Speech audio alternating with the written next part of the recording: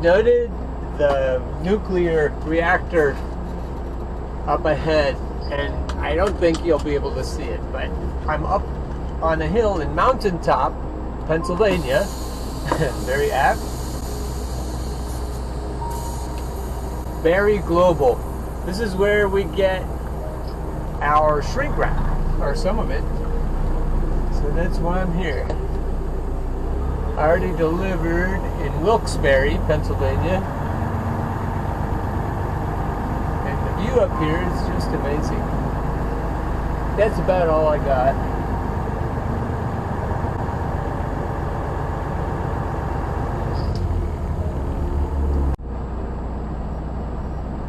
Was it a crisis for King Solomon when he realized that all is vanity and vexation of spirit? In other words, that nothing really matters. I noticed frost on the housetops here in Mountaintop, Pennsylvania. And then I noticed all the different houses, ordinary. What house isn't? Unless it's a palace. The big fancy houses all look the same. They're all made out of ticky-tacky.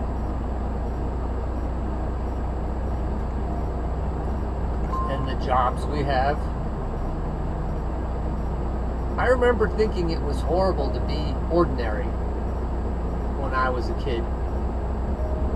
And throughout my adulthood, I've felt the same.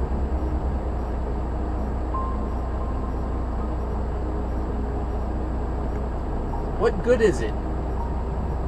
That's kind of what King Solomon was saying. I think it was in the book of Ecclesiastes. Or in Proverbs, some proverb. Probably in more than one place, he said, all is vanity and vexation of spirit.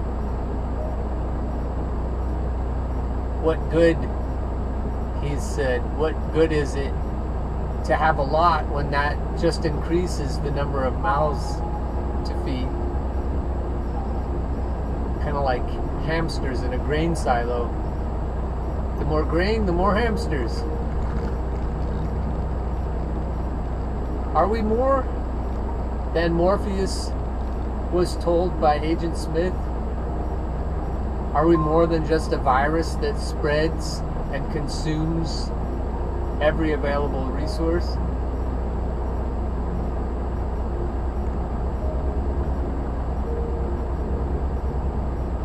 Some of our lives seem to be splashier than others, but we all go to the same place in the end. And who remembers us generations hence? And when no one remembers us anymore, can we say that we were even here? And musings like this, dime a dozen.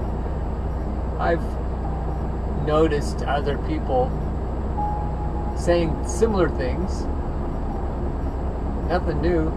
That's another thing King Solomon said. There's nothing new under the sun. That's about it. It just occurs to us at different times as we keep plodding along. Or it never does. We're not all the same. We're even more different from each other than snowflakes. But the homogeneous glop that we are collectively doesn't change much, seemingly. Our technology does, though. Unless we're in the Matrix and this is just a time and a place that is convenient. One thing I do have to get over is the idea that I need to be extraordinary to matter. If nothing matters, then extraordinary doesn't matter. If everything matters, extraordinary doesn't matter.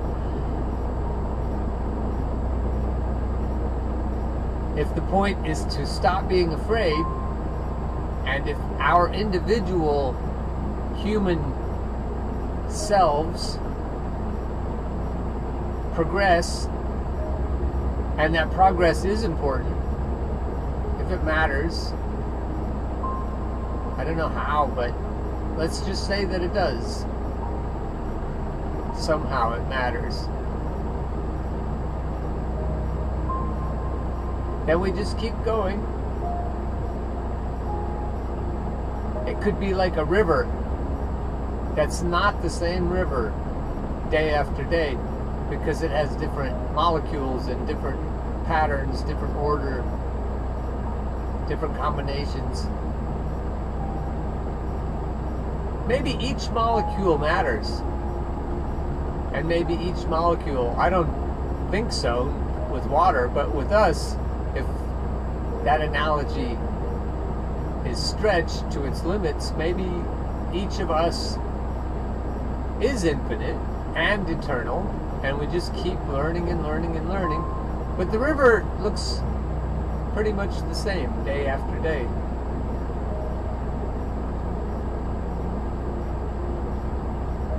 Or it doesn't. Sometimes it's muddy, sometimes it's flooding, sometimes it's rocky because there's not enough water to float your raft or your inner tube. And then your butt bumps on the bottom. It's kind of weird to think that we matter, and it's kind of weird to think that we don't matter. And I don't know which one I prefer. Not mattering takes a lot of the pressure off. That's kind of where I'm leaning right now. As I look at all the houses in mountaintop Pennsylvania, and I think about all the different kinds of jobs people do. I think about what they did in high school, prom queen, star athlete, who knows? And then all they can think about as important for the rest of their lives, meager, shallow lives perhaps, is what they did in high school. Or maybe somebody becomes a movie star from mountaintop Pennsylvania. Stranger things have happened. But what does that mean? Maybe somebody becomes a mogul and sends rockets into space.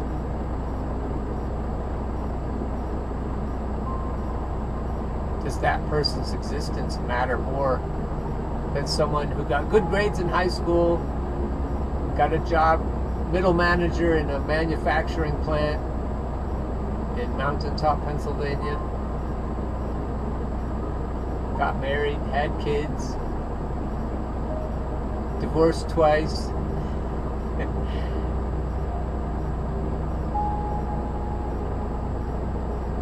15 people at Thanksgiving, or Thanksgiving, depending on where you are.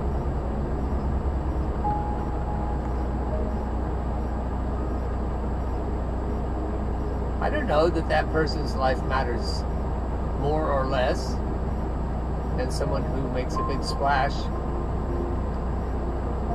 writes world-famous music for poetry, or the best choreographer, sculptor, who knows? I put poets pretty high.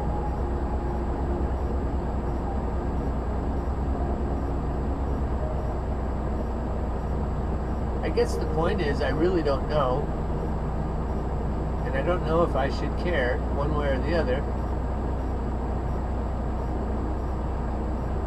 But I have a feeling I should be grateful. I always have that feeling that somebody somewhere does care, and that I matter somehow, and that may just be my own conceit, but I feel like I matter to more than just myself. I know that I matter to my special people, but and oh, do they matter to me. But I'd like to think that somewhere beyond here, I matter to someone. Or maybe a whole family of people, entities, whatever you want to call them. Maybe they'll welcome me home someday, and I'll remember them and everything about everything.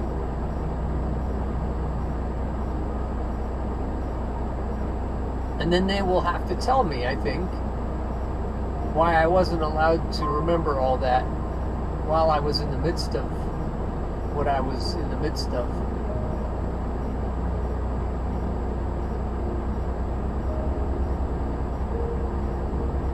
I think it would ache. I think there would be a lot of sorrow mixed with the joy to come back to them and then have my memories reinstalled. I think I would have to heal from that.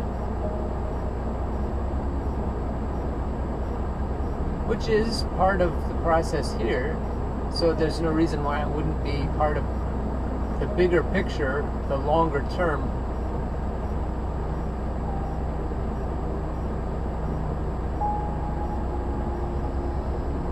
I want to feel like I'm home, and yet I want to grow and change and have adventures. It's always a dichotomy. It's always a push and a pull between wherever home is and wherever the adventures are that take us away. I've explained that in my music classes, that music is a journey away from home and then back home, at least in tonal music.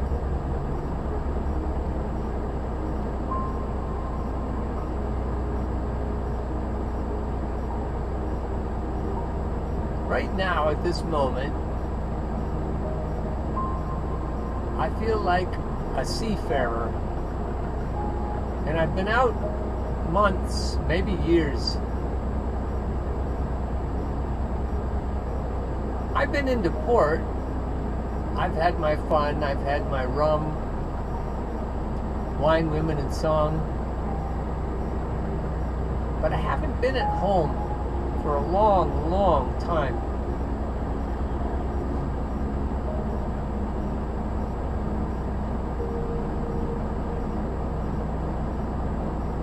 And seafarers like the journey.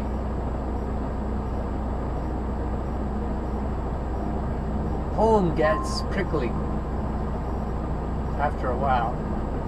You can't keep them there, not like a farmer or a banker. I think my heart is at home on the journey.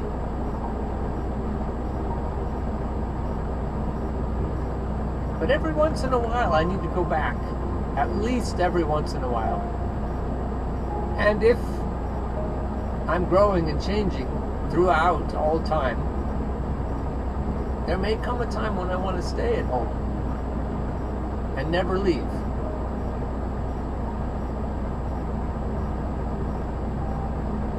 I can't tell if I'm near that point or not.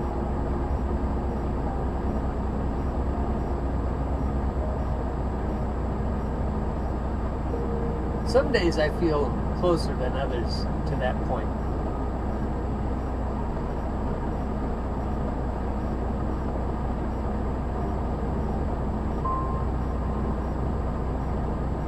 It's good to sit down with people.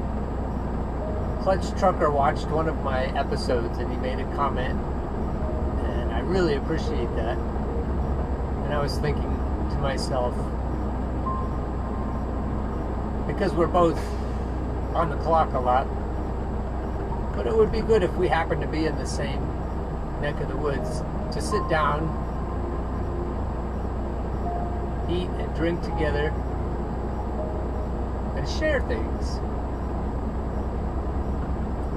In conversations like that, time doesn't exist. or it can. I've been in conversations like that with my grandpa, my mom's dad. Grandpa would, and time didn't exist at all. I think we need conversations like that now and again. I told him in the comments that I've been beat up pretty bad in this life. I've been maligned, abused by real enemies, people who really hate me, people who absolutely don't want me to win at life. And I think I've needed that. I think that's been what's necessary this time around. But I think that's why I get kind of deeper sometimes. In this time of my life, I felt like I need to get beneath the surface of things and really understand, what does it mean? What does it mean to be a truck driver, to be a warehouse worker? When you look at the neighborhoods and one house looks a lot like another and one life looks a lot like another. Even radio personalities or other people who are, I guess, less interchangeable. If you think about interchangeable pieces in society, some pieces are more unique, you have to admit. But every town has its personalities, like its radio personalities or its news people or the weather person. Just about every town has one. And they're unique. And most of the people in the town know them, know who they are. In my way of valuing people, I have to admit, I think I've put more value on unique, unusual people than people who seem to be interchangeable. I don't know if that's fair. I have a feeling it's very unfair right now as I sit and think about it. In COVID with the, essential workers and such. It seems very arrogant to sit and order food online and not be keenly aware of every part of the process that brought the food to you. In these post-2020 times, it feels like that very much. On a side note, I feel like we really need to stick together in such times. I saw yesterday a map, and it looked like red and blue. And the rural parts of whatever region it was were red, and the urban parts were blue. I guess it was a map of Pennsylvania. So you could see where all the population density was by the color on the map. The less dense the population, the more likely it was to be red. And the whole concept is abhorrent. Red and blue. Red states and blue states and such. It just seems wrong. We're certainly more than that. And we certainly have more in common. We're all getting the shaft, that's what we have in common, by our psychotic, deranged, megalomaniacal leaders. Yep, we have a lot more in common with each other. We're not just deplorables or essential or whatever.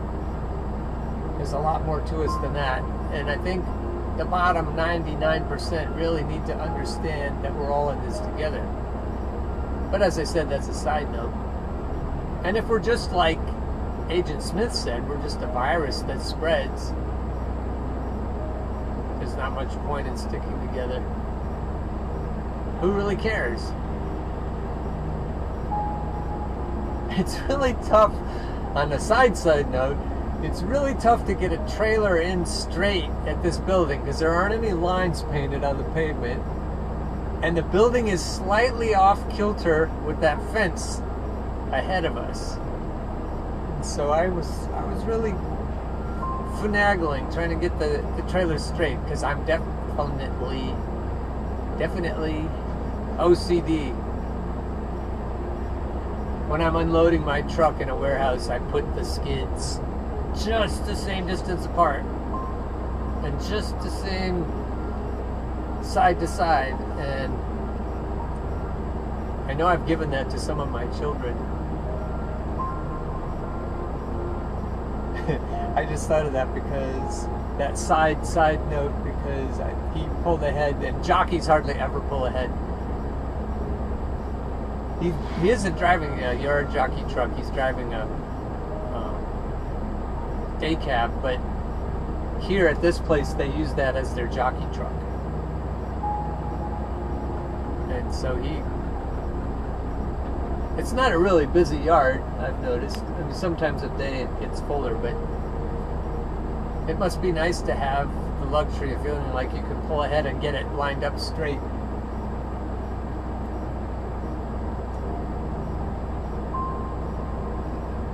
There's probably an analogy there somewhere. When I go back, I'm going to have 42,000 pounds of shrink wrap, so it's much higher in elevation here. Let me see what it is. We're at 1,500 feet here, 1,572. And Turkey Hill, near the top, is only just over 500 feet.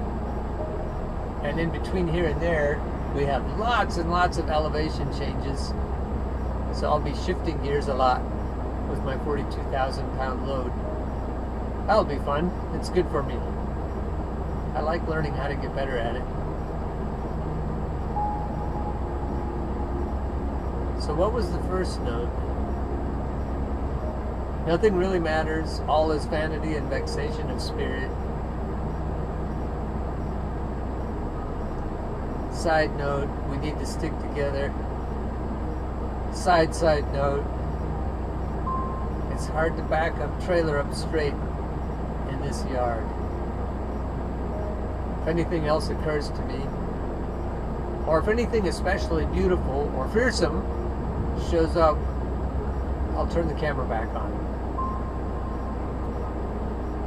I infinitely appreciate your comments and interactions, so feel free to interact with anything that occurs to you from watching these. I want to make sure that I finish saying something that I started to say earlier. I think you can be extraordinary without being extraordinary in the world's eyes. I don't think you have to compose a famous symphony or send rockets into space or whatever to be extraordinary. I think anyone with good values is pretty rare. For that reason, it's so easy to get mixed up about what matters. The people we hold up as extraordinary don't necessarily measure up when it comes to values. So if you're in an ordinary town with an ordinary job, ordinary life, but you have extraordinary values, and especially if you've learned not to be afraid of anything, which I think is the point of everything, that's it. You've made it. You've done it. It's pretty likely that you'll be going in the opposite direction of the world's values if you end up in an extraordinary place that's worth being. So Charles, from the TV show MASH, his values were really arrogant. He was a connoisseur of fine things, but he missed the point. He missed the main point. And that was pretty clear in the writing of the TV show. And I think I don't want to miss the point like that, because I've been in music and I've valued great symphonies, taught other people to value them. And I'm not ashamed of that, but that's not the point.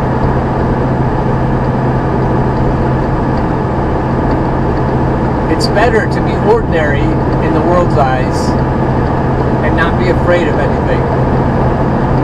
And I think Charles, the character, was terrified. Terrified, like most men, of not being good enough. That ain't it.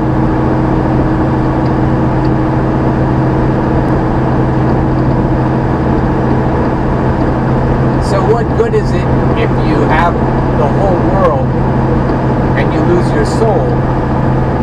And if you don't have good values, then it's as good as lost. I don't know what good being here is if you have bad values. You've blown it. You've thrown it all away. Everything you could have had, because I believe everything is available. Wherever you go, there you are. I think we can get to an extraordinary place. Every one of us, regardless of whatever talents we were born with, or abilities, or attributes, I don't think it matters. I think every entity here has the ability to climb to an extraordinary place when it comes to what matters. So that built-in arrogance that the world has, I think we can overcome that. I always want Jim Carrey to say the name of this town, Shamokin. I wonder if he'd do that for the town people, the leaders of the town.